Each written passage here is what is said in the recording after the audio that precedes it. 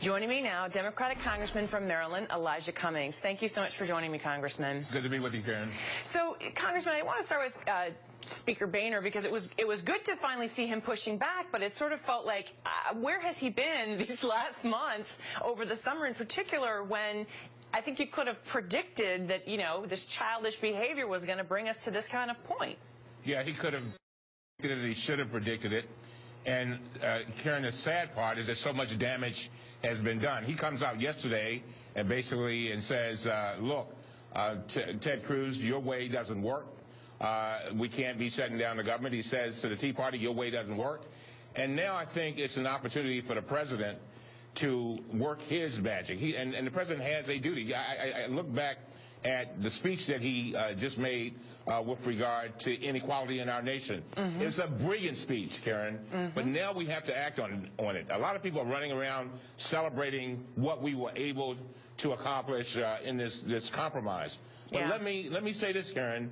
We gotta keep in mind that the rich are getting richer, the middle class is disappearing, right, and the poor are getting poorer.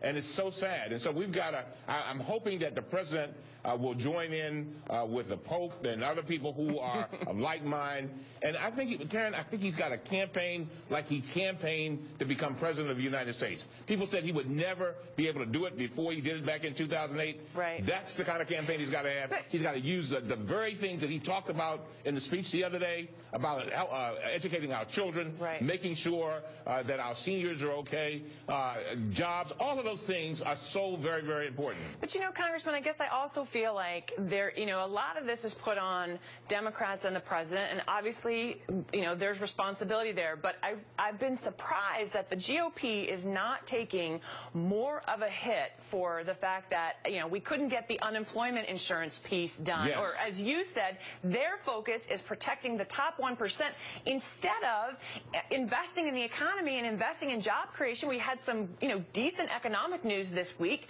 Why not do some investment?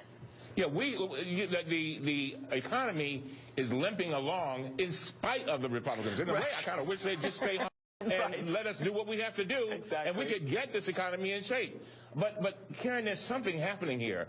I mean, I see my constituents, I listen to them. This divide cannot go on. If we want to keep our government stable, right, you can't have a situation where people are feeling that their children will not do just as good or better than they've done. And that's the feeling that people are getting. I just listened to your clip with Ryan, Congressman Ryan, and he said we've got to move to common ground. He's absolutely wrong about that. We've got to move to higher ground. Our society is better than this, and better than what we're doing. You're so right, Congressman, and I think we need to be talking about these issues more as moral issues rather than political issues. That's right. I want to switch gears because obviously today marks a very sad day in our nation in terms of 1 year since the Newtown tragedy, and also the day after a tragedy in Colorado. Yes. When are we going to get the Republicans on board with getting real comprehensive gun safety measures done? They have got to be able to say no to the leadership of the NRA. And that's the problem, Karen. Yeah.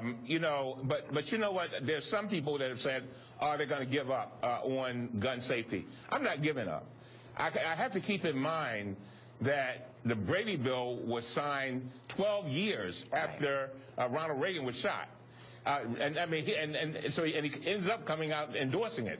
12 years. That's a long time. But I think what we're seeing is a society that is buying more guns. I mean, they're buying more guns than they've ever bought before. But I think we've got to keep the drumbeat going on. And I think the passion of those people who have suffered losses and parents who see their children in jeopardy, I think we are on the right track to get something done. The question is how soon will we get it done? But we cannot give up. It's too important. All right, Congressman Elijah Cummings, thank you for your time and thank you for your passion. Thank you. Let's bring